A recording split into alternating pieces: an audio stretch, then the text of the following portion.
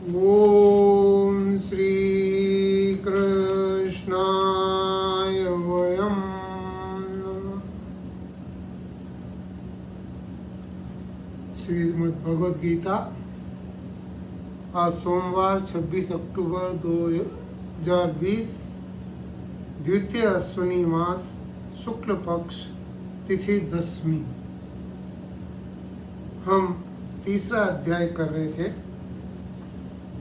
और तीसरे अध्याय में 19 श्लोक कर लिए थे। हम 20वें श्लोक में आए थे। एक चीज याद दिलाना चाहता हूँ कि पहला 2 श्लोक अर्जुन ने प्रश्न किया था और उसके उत्तर में भगवान ने 3 से 8 श्लोक तक सांख्य योग और कर्म योग से कर्तव्य कर्म का निरूपण किया था और ये बोला था कि इंद्रियों पे नियंत्रण रखना चाहिए और आसक्ति सहित कर्तव्य कर्म करना चाहिए। ये ज्ञान इस अध्यास को खत्म करता है। अध्यास इसमें क्या है कि मैं शरीर हूँ, ये दूसरा मेरे सामने ये भी शरीर है, इसने मेरा काम नहीं किया तो मैं इसका काम क्यों करूं। ये जो चीज़ है ये कर्म योग में स्वतः ही समाप्त हो जाती है। तो ये जो अध्यास है ये इसमें समाप्त हो जाता है। दूसरा, इसके बाद में श्लोक 9 से 19 तक भगवान ने यज्ञ और सृष्टि चक्र की परंपरा से कर्तव्य कर्म के निर्धारण की बात की थी और बोला था कि यज्ञ का अनुभव पाप से मुक्ति करता है। अर्जुन ने बोला था कि मैं पाप का भागी नहीं बनना चाहता हूँ और जो इंद्रियों में रमण करता है वह आदमी व्यर्थ ही जीता है, उसका कोई वो उद्देश्य नहीं है, वो जिस चक्कर में घूमता रहता है। ये ज्ञान अगर हो जाए तो आदमी को ये अध्यास खत्म हो जाएगा कि जो भगवान ने मेरे को दिया है, जो मुझे मिला है, वह मेरे लिए है और मैं भोगूंगा और ये शरीर मेरा है और ये जो भोग हैं भगवान ने ये मेरे को मेरे लिए दिए हैं, इसका नाश हो जाता है। इसलिए ये दूसरा अध्यास है जो नाश यहाँ पर भगवान कर रहे हैं। मैंने पहले भी बताया था कि इस अध्यास का नाम कर्म योग है, लेकिन हम आगे चल के बात करेंगे कि अध्यास निवारण कर्म योग कैसे होता है। तो ये पहले हम अध्यास को खत्म करेंगे। अभी 20 से 19 तक लोक संग्रह की बात हो रही है और लोक संग्रह से कर्तव्य कर्म बता रहे हैं और इसके अंदर मैं करता हूँ ये मुख्य भाव है और ये भाव सबसे बड़ा अध्यास है। ये मतलब कि मैं शरीर हूँ, इसके बाद में मैं करता हूँ, ये दूसरा है। तो ये जो मैं करता हूँ ये एक बड़ा अध्यास है और इस अध्यास को समाप्त करने के लिए भगवान यहाँ पर 20 से लेके 19 श्लोक बता रहे हैं। हम इन श्लोक को देखें और हम आगे फिर इसके बारे में वापस डिटेल में बात करें।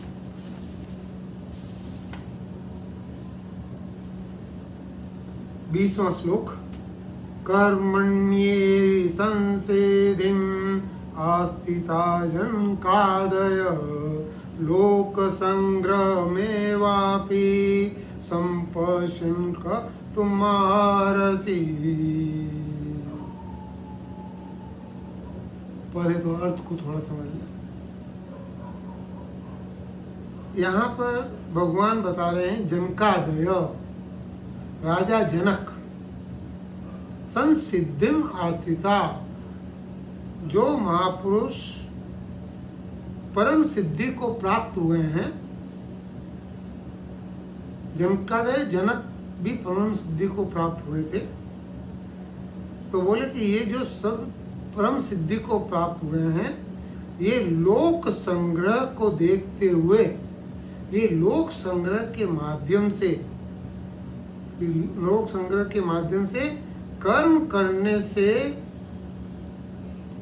इनकी मुक्ति हुई।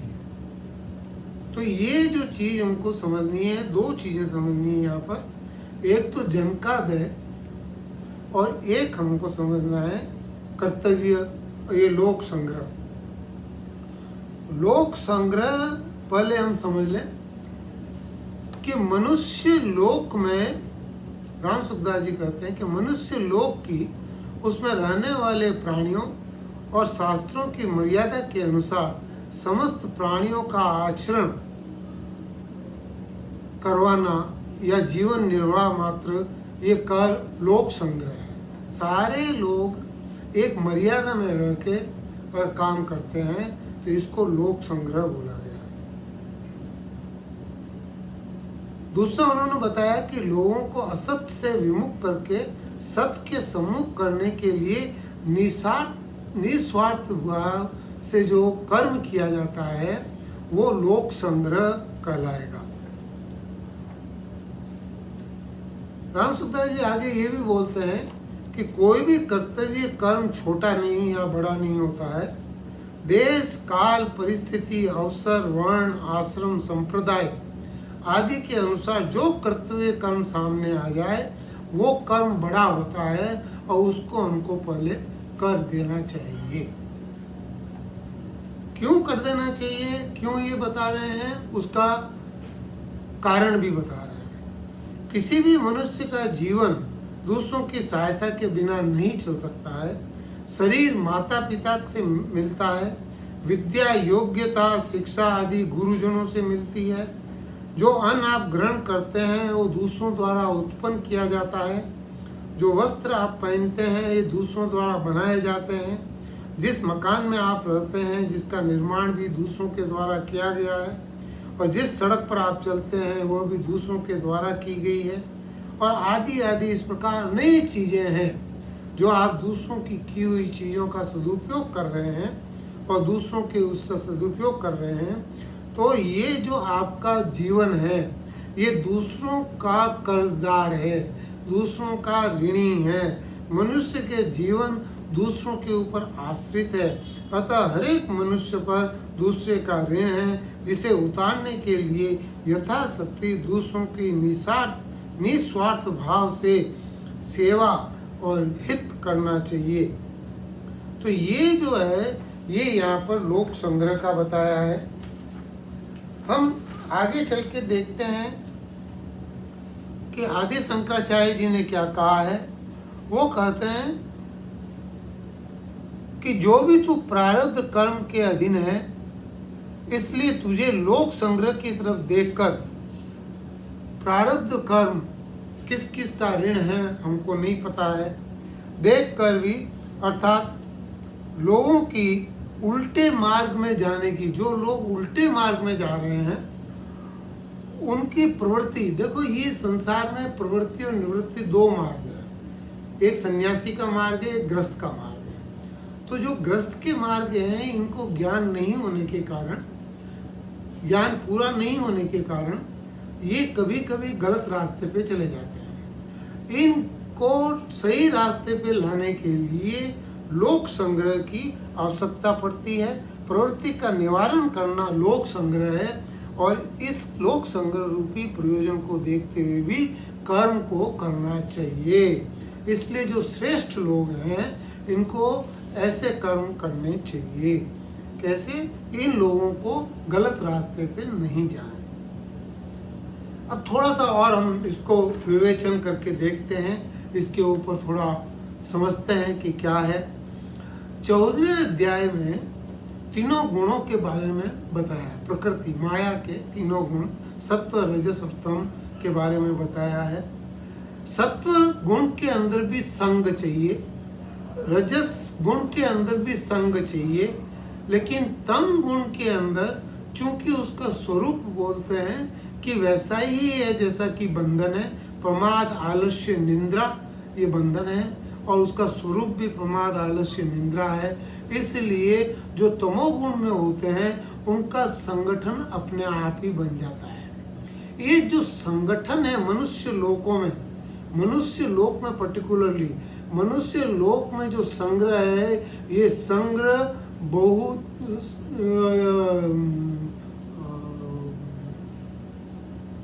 मनुष्य लोक के अंदर जो हम संग्रहित होकर रहते हैं, ये जो संग्रह है, ये संग्रह बहुत फायदे का भी है, नुकसान का भी है।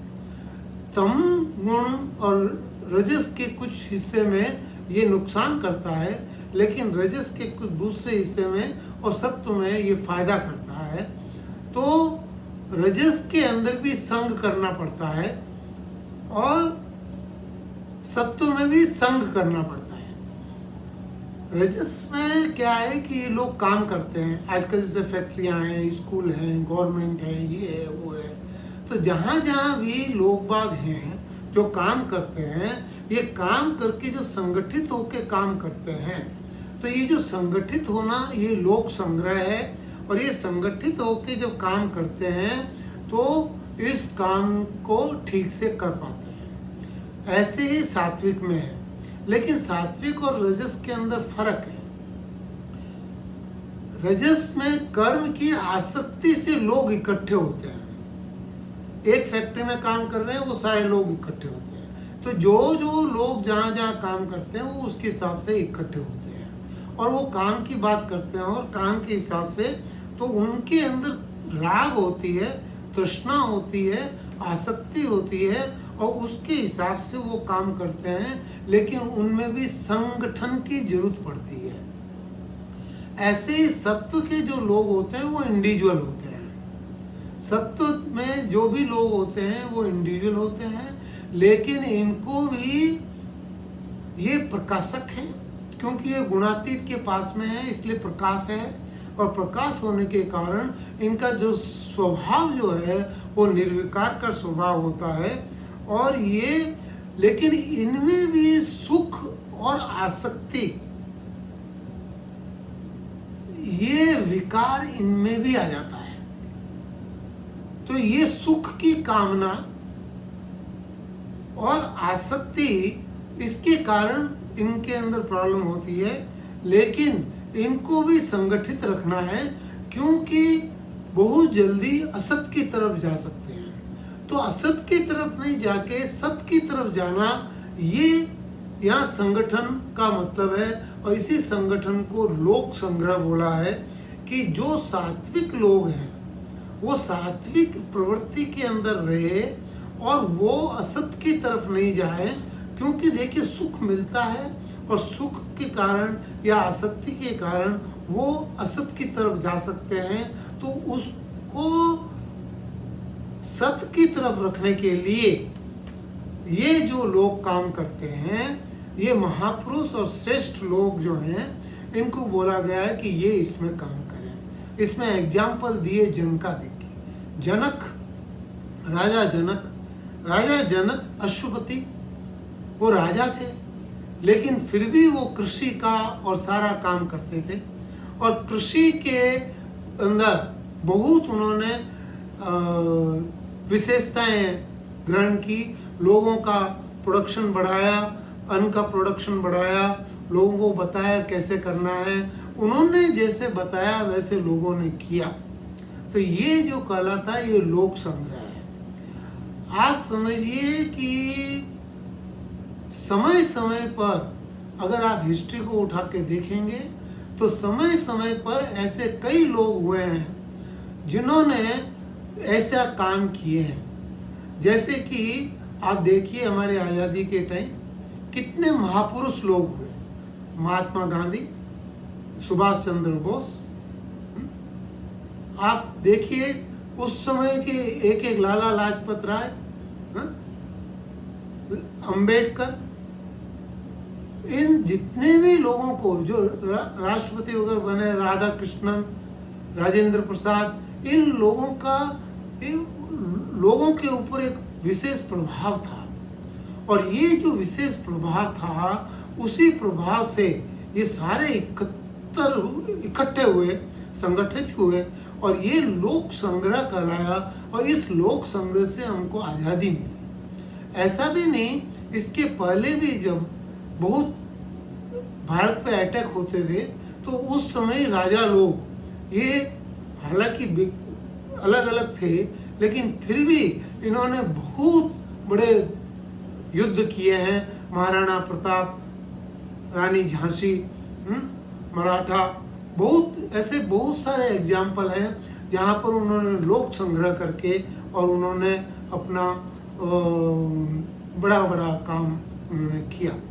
तो ये जो लोक संग्रह करके लोगों को सही रास्ता दिखाना, ये लोक संग्रह कहलाता है। और ये जनकादिक ने किया, और ऐसे हर समय में कई लोग आते हैं और कई लोग इस कार्य को करते हैं। तो वो बताया कि ये जो परम सिद्ध पुरुष हैं, ये इनको सिद्धि देखो ज्ञान से नहीं मिली हो, इनको सिद्धि उस भक्ति से नहीं मिली हो जिसको आप भक्ति करते हैं, लेकिन इन्होंने कर्म योग से वो स्थिति हासिल की जो कि परम सिद्धि कहलाती है। इसलिए कर्म योग भी अपने आप में एक इंडिपेंडेंट सिद्धि का साधन कहलाता है।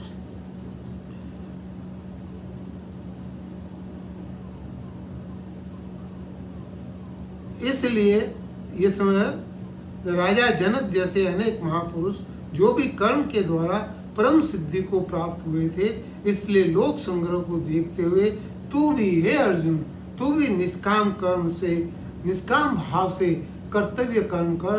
तू राजा का पुत्र है, तेरे को राजा का कर्तव्य तेरे को पूरा करना है, तेरे को इस लड़ाई में युद्ध करना है। यही बात यहाँ पर भगवान बता रहे हैं। तो ये जो है अपना श्रेष्ठ जो है उसको दे। आगे 21वें श्लोक में बता रहे हैं, यज्ञाचरति यत्याचरति यद्यदाचरति श्रेष्ठ तत देवेतरो जनः स यत्प्रमाणं कुरुते लोकतदनुवर्तते। यद्यदाचरति श्रेष्ठ तत देवेतरो जनः स यत् प्रमाणं कुरुते लोकतदनुवर्तते। भगवान बोलते हैं कि ऐसा क्यों चाहिए? उन्होंने बोला कि ऐसा इसलिए चाहिए कि श्रेष्ठ मनुष्य जो जो आचरण करता है, दूसरे मनुष्य वैसा ही आचरण करते हैं। वह जो कुछ प्रमाण कर देता है, दूसरे मनुष्य उसी के अनुसार आचरण करते हैं। ये जो बात है, ये एक विशेष बात है। विशेष इसलिए है कि पहली बात तो अगर आप वेदों को ठीक से पढ़ेंगे तो आपको पता पड़ेगा कि प्रमाण जो हैं, ये प्रमाण जो हमारी इंद्रियों से हमको मिलता है, हमारे मन और बुद्धि से मिलते हैं, ये प्रमाण हमारे हमेशा अधूरे होते हैं। जो शास्त्रों से प्रमाण हैं, जो बड़े लोगों ने बोला है और जो बड़े लोगों से या परंपरा से जो चला आ रहा है, वो मुख्य प्रमाण कहलाता है।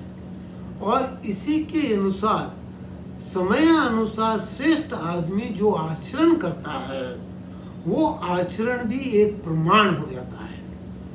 और इसलिए हमको उस प्रमाण के हिसाब से चलना चाहिए, क्योंकि सारे के सारे लोग, जो इतने लोग काम करते हैं, वो सारे के सारे लोग वेदों को नहीं पढ़ सकते। वो सारे के सारे में वेदों के पढ़ने की काबिलियत भी नहीं होगी, कर्म कांड को समझने की काबिलियत भी नहीं होगी। लेकिन श्रेष्ठ पुरुष जो आचरण करेगा, उसका आचरण वो बाकी सब लोग करेंगे। इसलिए श्रेष्ठ पुरुष को अपने आचरण करना चाहिए ठीक से, और वो जो आचरण करेगा वही दूसरे लोग उसका आचरण करेंगे। तो ये जो चीज़ है, ये यहाँ पे बड़े विशेष तरीके से बताई है।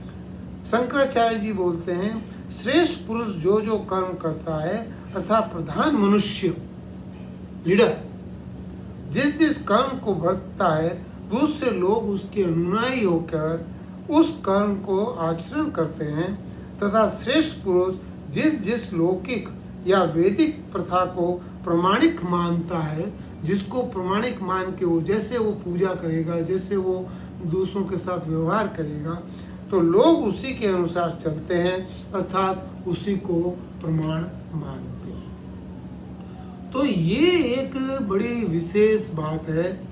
और आगे इसके 22वें श्लोक के अंदर भगवान अपना खुद का उदाहरण देंगे।